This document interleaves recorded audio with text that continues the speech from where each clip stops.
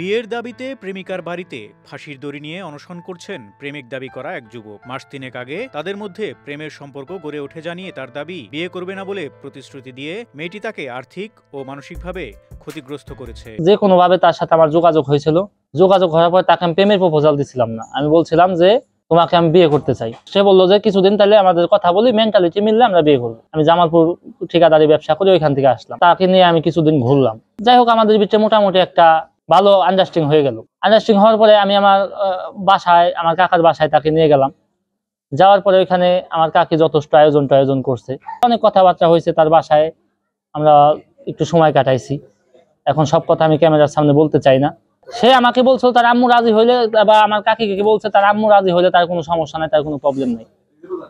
এইগুলো এভিডেন্স আমার কাছে আছে। তাদের সম্পর্কের বিষয়ে দুই পরিবারই অবগত রয়েছে উল্লেখ করে মৃত্যু ছাড়া কেউ তাকে এই বাড়ি থেকে বের করতে পারবে না বলে জানান প্রেমিক যুবক। তাকে একবার প্রস্তাব দেওয়ার পরে ঝামেলা হয়েছে।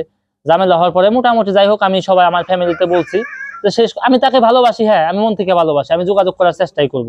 কিন্তু ঝামেলার পরে আমার সাথে একদিনও যোগাযোগ বন্ধ ছিল না, নিয়মিত যোগাযোগ করছে। হঠাৎ করে আমি বলছি যে সে আমাকে বলছিল যে বিয়ের জন্য। যাই হোক, প্রথমে কি হয়েছে জানি না, পরে আস্তে আস্তে সে বেশি করে সময় চায়। পরে যাই হোক, আমি বুঝতে পারলাম যে হয়তো তার সাথে অন্য কোথাও সে আরো ঝামেলা হচ্ছে। কিন্তু আমি তাকে এতটা ভালোবাসি যে তাকে আমি যত প্রকার পাগলামি করা লাগে আমি করতে চাই তাকে পাওয়ার জন্য। আমি তাকে কোনোভাবে হারাতে চাই না। তাকে বিয়ে করতে না পারলে আমি নিজেকে ক্ষমা করতে পারবো না। এখন আমি তাকে বিয়ে না করলে মৃত্যুবরণ করবো, ডাইরেক্ট আমার লাশ বের হবে এখান থেকে। এই প্রেমিকার প্রতি নিজের ভালোবাসার গভীরতা প্রকাশ করে যেভাবেই হোক এই মেয়েকেই বিয়ে করতে চান বলে জানান তিনি। আমি প্রস্তাব পাঠানোর পরে আমাকে একটা লোক তার বাসায় যায় আর কি, মোটামুটি ছোটখাটো। প্রথমে সেও আমাকে বোঝানোর চেষ্টা করছে যে মেয়ের মান সম্মান নাই, মেয়ে কলেজের অনেক লোকের সাথে কথাবার্তা বলছে, এটা আমরা দেখছি। মেয়ের বাসায় কিরা জানে আইছিল, সে আইসা সাইকেল থুয়ে গেছে, এইগুলো আমার বলার চেষ্টা করছে। পরে তাকেও আমি একই কথা বলছি যে ভাই আমি করুম বিয়ে, আমার তো মান সম্মান, আমার তাদের এত কিছু করি না, আমার লাভ না। আমি কুকুরের খারাপ হয়ে গেছে, আমি বিয়ে করুমি, আমার নিজের জীবন রাখবো না। আমি এটাই, আমি ওই বাসায় আমার ইচ্ছা, আমি এই বাড়িতে আমার নিজের জীবন শেষ করে দেবো। তাদের কোনো ব্ল্যাকমেল করার কিছু নাই আমার। তারা আমাকে নানা রকম ভাবে হয়রানি করছে আমার জীবনটা এইভাবে। আমি তাদের কাছে একটাই দাবি, তারা আমাকে, আমি একটা ছেলে কোন সময় সেই পজিশন দাঁড়াতে পারে। আমি 30 দিন যাবত খাইতে পারি না, ঘুমাইতে পারি না। আমার 1 মাস আগে ছবি দেখেন আর এখনকার ছবি দেখেন, আমার চেহারা হয়েছে কি। এদিকে প্রেমিকার দাবি, এমন কোনো প্রতিশ্রুতি কখনোই দেননি তিনি। তার পরিবারকে ব্ল্যাকমেইল করতেই এটি ঘটানো হয়েছে। ওনার সাথে সংসার করা আমার সম্ভব না। উনি যেগুলো বলতেছে সবগুলো বানানো, এবং আরো যে কথাগুলো বলছে, অনেকেই সাক্ষাৎকার দিচ্ছে, এগুলোও বানানো। আমি ওনারে শুরু থেকেই বলছি আমি বিয়ে করবো না, শেষ পর্যন্ত বলছি আমাকে বিয়ে করবো না। মাঝখানে উনি আমাকে ব্ল্যাকমেল করতেছে। এর জন্য এই যে 3 দিন যাবত উনি আমাকে এতভাবে ব্ল্যাকমেল করতেছে, আমার নামে চিঠি লিখে মারা যাবে, আমার জীবন ধ্বংস করে দিবে। তারপরে হচ্ছে ছাদে ওইটা আমাকে ব্ল্যাকমেল করে যে আমি এখান থেকে লাভ দিয়ে তোর নামে চিঠি লিখে মরবো। মানে আজে বাজে যত সব আছে, আমাকে বকা ঝকা থেকে শুরু করে যত আছে বাজে ভাষা আছে সবগুলো ইউজ করে আমাকে বকছে। আমি শুধু ওনার কাকির বাসায় যেয়ে বলছি যে আমি ওনাকে বিয়ে করবো না। সেখানে ওনারা কি বলছে যে সেখানে গিয়ে আমি বলছি বিয়ে করবো। ওনারা মানে আজে বাজে যত সম্পর্ক আছে সবকিছু বলতেছে। কিসের জন্য এগুলো বলতেছে? তাদের মধ্যে গভীর সম্পর্ক রয়েছে, যুবকের এমন দাবি সম্পূর্ণ মিথ্যা এবং প্রেমিক দাবি করা যুবকের মানসিক সমস্যা রয়েছে বলেও জানান তিনি। ওনার সাথে আমার কিচ্ছু হয় না, ওনাকে আমি ভালো মতো চিনিও না। কি সব বাজে, এগুলো কিসের জন্য বলতেছেন আপনারা? তার কাছে জিজ্ঞাসা করেন যে কি আছে, কি আছে। উনি একটা সাইকো, উনি পাগল। ওনার সাথে কোনোদিনও সম্পর্ক করা যায় না, কোনোদিনও না। আমি একজন সুস্থ মানুষ। প্রেমিক দাবি করা যুবকের নাম রবিউল হাসান রবি। তিনি হরিরামপুর উপজেলার উত্তর মেরুন্ডি এলাকার আজাদ মোল্লার ছেলে। রবিউল পেশায় একজন ঠিকাদার।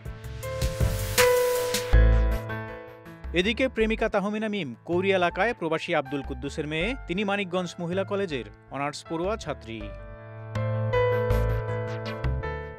রবিউলের চাচি জানান, মিমের সাথে সম্পর্কের বিষয়ে তিনি জানতেন এবং রবিউল আর মিম একসাথে তার বাড়িতে গিয়েছিলেন বলেও জানান তিনি। আমি বলছি মেয়েকে যে তুমি কি আমার ভাইস্তারে পছন্দ করো? ও বলছে হ্যাঁ আমি পছন্দ করি। পরে বলার পরে আবার একটু থাইমে থেকে বলছে যে আমার মা যদি রাজি থাকে তাহলে আমিও রাজি। আমি কই তুমি যদি রাজি না থাকতে তাহলে কিন্তু আমার ভাইস্তারের সাথে তুমি আমাদের বাড়িতে আসতে পারতে না। রাজি হয়েছো দেখেই তোমাকে এখানে নিয়ে আসছে, তুমিও আসছাও। সন্ধ্যার দিক দিয়ে যে রবিউল আইসা ওরে দিয়ে গেছে, এখানে নামাই দিয়ে গেছে মোটর সাইকেলে। তারপরে ও পরীক্ষা দিতে গেছে মানিকগঞ্জ, রবিউলের মোটর সাইকেলে গেছে। ওখান থেকে ও পরীক্ষা দিয়ে আবার বাড়ি পর্যন্ত পৌঁছাই দিয়ে গেছে। আমার ভাইস্তার জীবন মরণের প্রশ্ন, এখন পাগলের মতো হয়ে গেছে। মেয়েকে যখনই বলা হয় তখন কয় আমি বুঝে নেই বুঝার তো কোনোই নাই। তুমি যদি রাজি না থাকো তাইলে পরে তুমি ছেলের সাথে কথা বলো কেন? এ ঘটনায় আশপাশের এলাকা জুড়ে চাঞ্চল্যের সৃষ্টি হয়েছে। তাদেরকে দেখতে মেয়ের বাড়িতে ভিড় করছেন স্থানীয়রা। ছেলের বাসা আমাদের বাসার পাশেই, দেখছি হুন্ডা অনেকদিন ঘোরাঘুরি করে। আর ছেলে আমার কাছে বলছিল মালিকগঞ্জ রেস্টুরেন্টে যায়, এখানে যায় ওখানে যায়। কাকার বাসায় গেছে, মেয়েটাও আমি দেখছি কাকার বাসায় গেছে। কাকার বাসায় যায়, আর যে কাকির বাসায় গেছে কাকির হাজবেন্ড থাকে বাইরে, কাকি বাসায় একা, ডুপ্লেক্স বাড়ি, আবার একটা ছেলে মেয়ে থাকলে কি হয় আপনারা তো জানেন। এখানে আমি ক্যামেরার সামনে কি বলবো? একটা ছেলে ধরেন এরকম পর্যায়ে কখন কথা বলে যখন তার কিছু করার থাকে না, দেয়ালে পিঠ থেকে যায় আর কি। অভিভাবকদের ভুল আছে এখানে, কারণ অভিভাবকদের ভুল আছে বিদায় ধরেন আজকে এই সমস্যার সম্মুখীন হয়েছে সবাই। আর যদি অভিভাবকদের সেরকম ধরেন শাসন বা ধরেন তারা মানে সচেতন হইতো, তাহলে দেখা গেছে এরকম ঘটনা ঘটতো না, এটা পারিবারিকভাবে ধরেন একটা সমাধান হইতো। এ বিষয়ে গলা ইউনিয়ন পরিষদের চেয়ারম্যান বলেন, মেয়ে এবং মেয়ের পরিবার যদি রাজি না থাকে সেক্ষেত্রে সুন্দর সমাধানের কোনো পথ নেই। বিষয়টি ইতোমধ্যে পুলিশকে অবগত করা হয়েছে বলেও জানান তিনি। ফারুক শিমুল, ঢাকা এক্সপ্রেস।